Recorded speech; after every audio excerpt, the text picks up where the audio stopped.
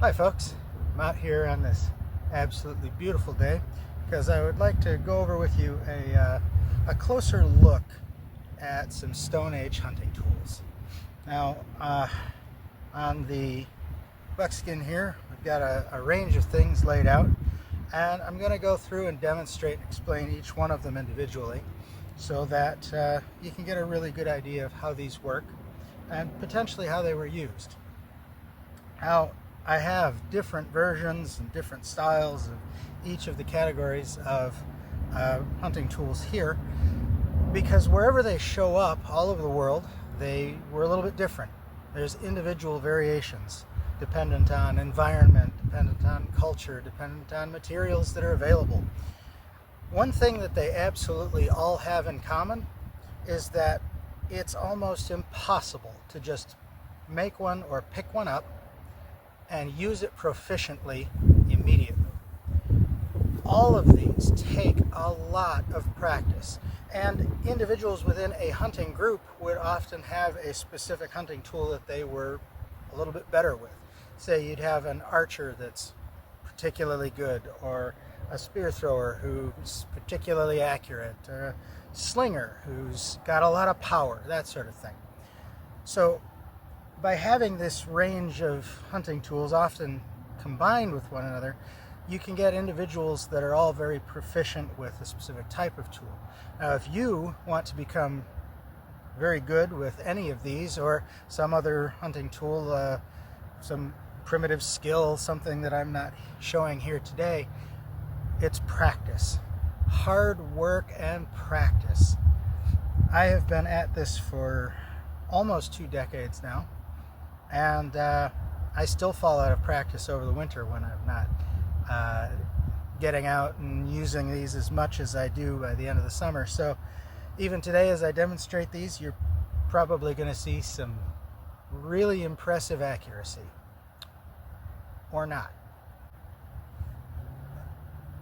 This is a bola.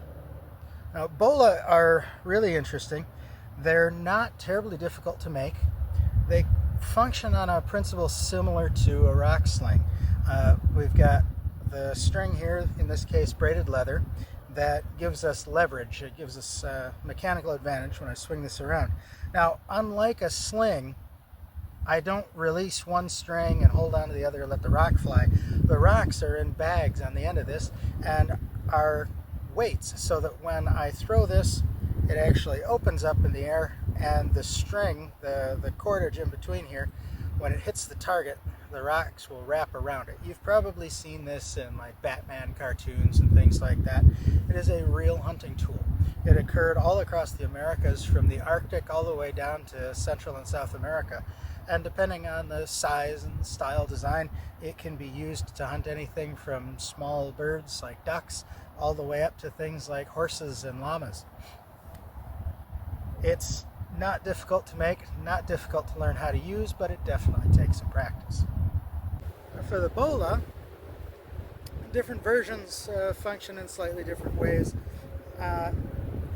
This particular version, when you see it animated in like Batman cartoons, he swings it around and throws it and it spins in the air.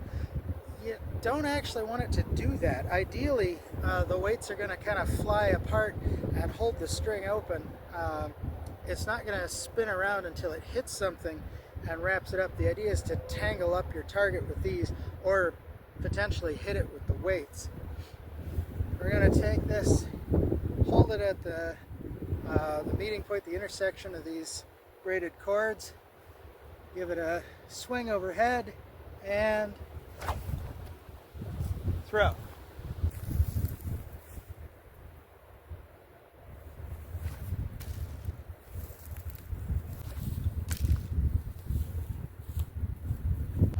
Laid out here, I have several different styles of rock sling, and this is by no means all of the different types of rock sling.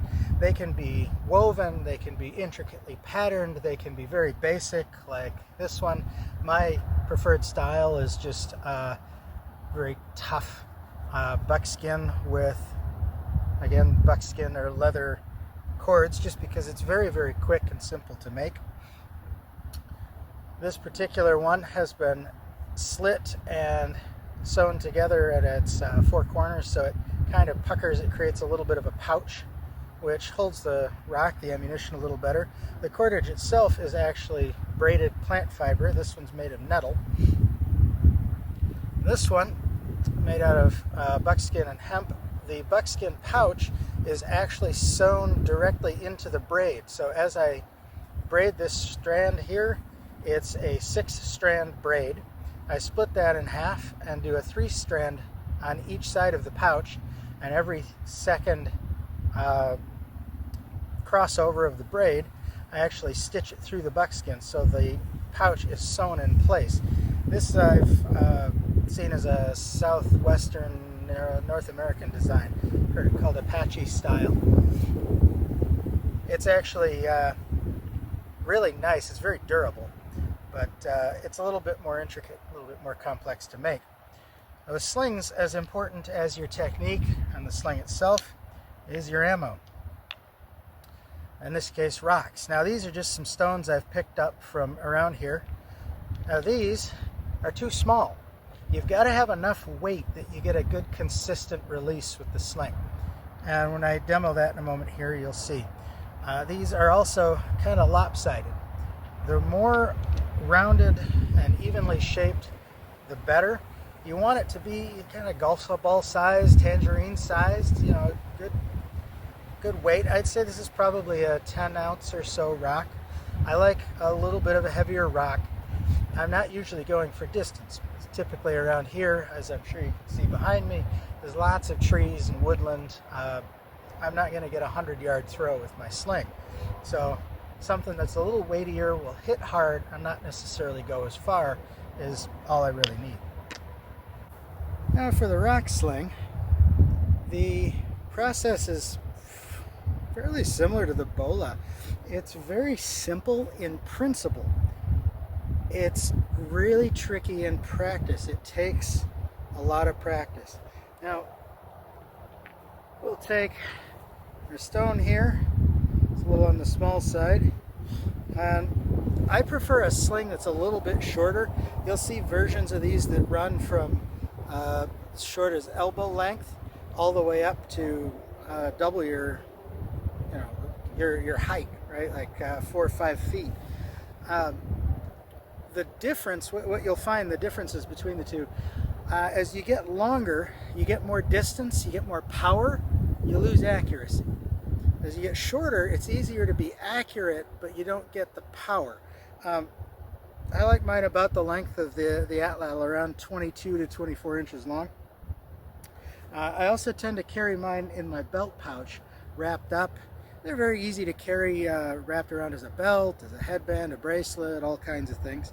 Now I typically wear my loop on my middle finger and hold the knot on the release string with my thumb and index finger, like so. Now, of course, in the movies, a lot of times you're going to see very fancy sort of releases where you get folks doing stuff like this. And, you can do that. You can learn to make that work with enough practice. If you're hunting small game, squirrels, rabbits, things that are skittish like that, you don't want to do that. As soon as you start flailing your sling around, showing off to them, they're going to laugh and run away. If you're trying to feed yourself with this, you really don't want to swing it around any more than you have to. Typically, I'll do just one complete rotation and then a release, just enough to build up some speed and inertia. I start on the side that I'm going to be releasing from, aiming again same way as the target, feet firmly planted, front foot pointed toward the target, forearms, I'm not aiming my hand. I've got my hand down at my side, and then just simply a quick once around and release, like so. Now, all of the different styles work just the same way. You have your finger through the loop. Some of them you'll see do the pinky finger and will hold like that. Some of them, like the middle finger, like I do. As far as I can tell, it's really a personal preference, but there may be some cultural preferences that I'm just not aware of. Sling, like the atlatl, the bola, throwing sticks, any of these takes a lot of practice to master. Absolutely give it a try, but be aware it's not going to happen right away unless you're just a natural.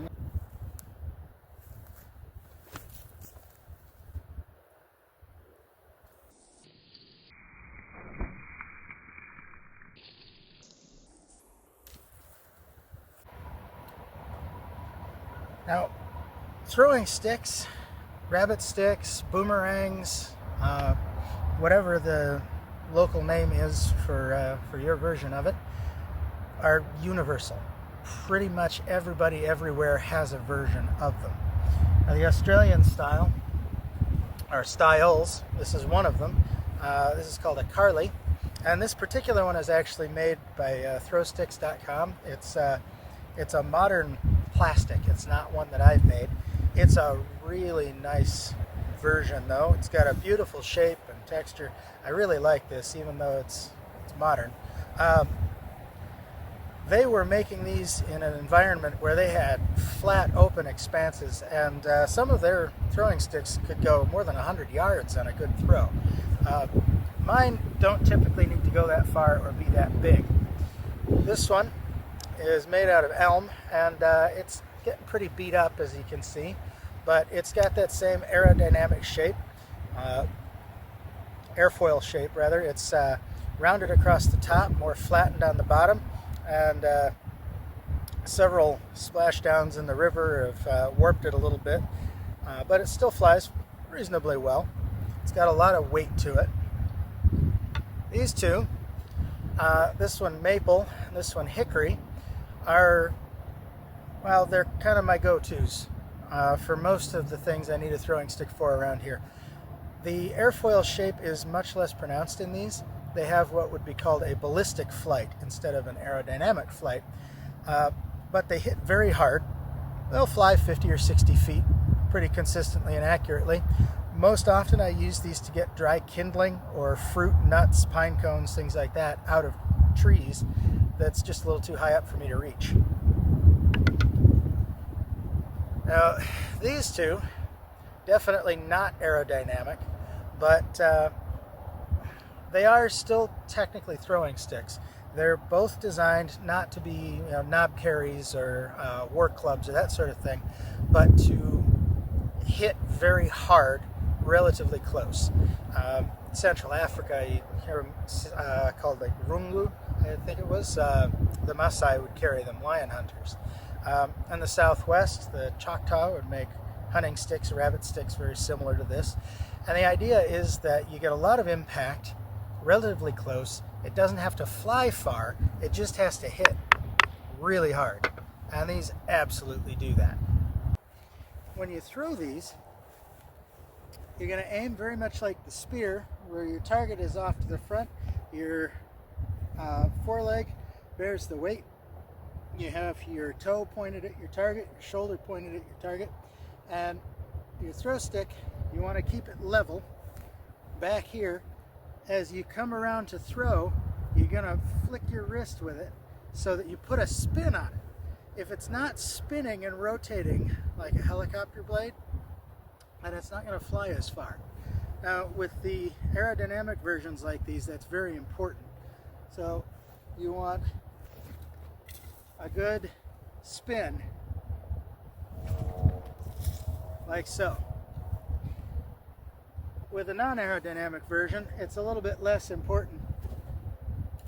You just want a good chuck on it, a good toss. And with a big weighty boy like this, well, you're really just throwing it.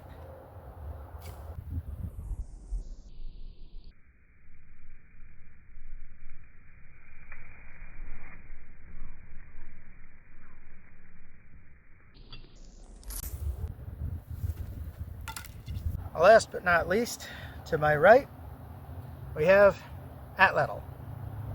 Now, atlatls are widely varied. They go back at least 20,000 years. We have artifacts of the Solutrean that show fragments of the atlatl spurs. The Birdman of Lascaux cave painting, open to some interpretation. At his feet in the cave painting, there's a symbol, a little scratch marks painted onto the painting that at least look to me like they show a cross peg atlatl. You've got a cross and a little mark down here, a length, and a hook or a barb up at the top end. That's purely my interpretation, but I believe that painting was about 17,000 years old. So atlatl's been around for quite a long time. Now the different styles that I have here, they all function the same way. What's different is the grip and the release, and we'll go over that, as well as differences in the spears.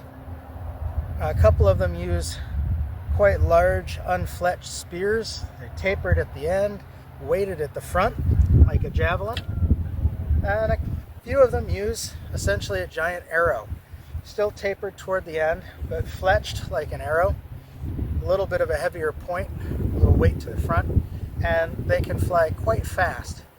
What's really nice about the atlatl is that the mechanical advantage of the spear thrower gives you a doubling of the length of your throwing arm. So as you throw, you get much more force behind that throw. So for our atlatl demonstration here, I'm going to just go over a few styles, and then I'll toss a couple darts or spears to show you how they each work. First up, we have the single hole variety.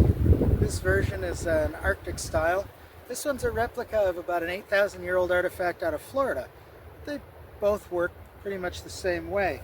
What's nice about this style there, the two styles I have here, is they have a loading groove that leads up to the spur, to the peg, and that makes them very easy to load. You put your finger through the hole, back of the dart into the loading groove, and onto the spur like so. Hold the dart with your thumb and middle finger, and a lot of times you'll see folks do this. You can do that, it's not necessary if you're actually hunting or fishing. All that extra movement out here just tells dinner that you're there and makes it harder to get dinner. It's real tempting when you're aiming to put the tip of the spear at what you're aiming at, but as you can see like that, if I throw that spear, it's going to go way off over there. So you actually want to look at your target and kind of throw instinctively. Now when you throw, you get about halfway through the throw where your wrist won't flex, you let go of the dart, give the atlatl a flick of the wrist. It's real tempting again to do this big throw like that. You don't need to do that. We often call these darts. It really is like throwing a dart. You want a nice, smooth, straight shot with a snap of the wrist at the end. Now my recently rebuilt basket maker style is real nice. It's kind of a thin, lightweight version. You can see this one has a banner stone, which is the counterweight. We also have a loading groove on this one, which is a real nice feature. Dart slips onto the peg via the loading groove like that. With both fingers in those holes, it gives you a very stable grip. When you're back here to throw, you do not have a lot of movement in the wrist, which helps this to be a little bit more accurate. Same deal as the other one. You just have two fingers anchored instead of the one, and flick of the wrist. It is very important when you get here and you throw that you come down and do the follow through. Some fellas you'll see do a more circular motion. I'm a little bit more vertical in my throws. Same effect. If you stop right here, you don't get the full benefit of the atlatl, and you'll often actually make the back of the dart go wonky, and you won't hit your target. Here, a couple different styles, versions of kind of my preferred style. My typical hunting or fishing style. The cross peg. This is sort of my Lascaux replica. As I mentioned, the Lascaux Birdman painting, and again, it's purely interpretation on my part, but I think it's a pretty good facsimile. Another version, this one with the loading groove and the integral spur, the wooden spur. This one the same, but I've added a banner stone here. These are modeled, inspired by, let's say, the Ozark Bluff Dwellers version, 5,000-year-old or so, out of the Ozark region, was it Arkansas? For this, same thing again. Now what's nice about the cross peg, you can do a hammer grip, you can do the single finger or the split finger. You have different options to grip this. I usually grab it sort of single finger style like this, and the counterweight doesn't do anything for the throw. It helps the accuracy. The weight of that rock puts the center of balance right here, and it makes that throw easier to be much more accurate. This one often gets referred to as a sword by youngsters at my presentations and programs. This is a Northern Australian inspired atlatl. The gulpuls, the woomeras that they use there, usually have a peg on the end instead of the carved spur like this one, and I don't usually see any added cordage or handle. This is just so I have some spare binding when I'm out and about. I also don't tend to paint or decorate mine so much, because I usually carry them on my belt and it gets rubbed off. But it works, again, same way. This one with the hammer grip, got sort of a swollen or bulged handle down here to give a good grip. And you'll notice the spear on this one, I do have feathers on it, fletching on it, but it's much bigger. The Australian versions tend to have much larger spears. Some of the North American ones a little smaller. Mine range between 6 and 7 feet. Much longer than that, they get difficult for me to transport. But they can be up to 9 feet long, and some of them for hunting marine mammals were even up to 12 or 13 feet long.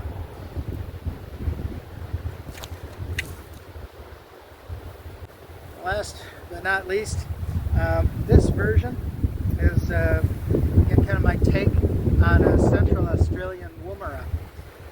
It's dished, works as a gathering basket.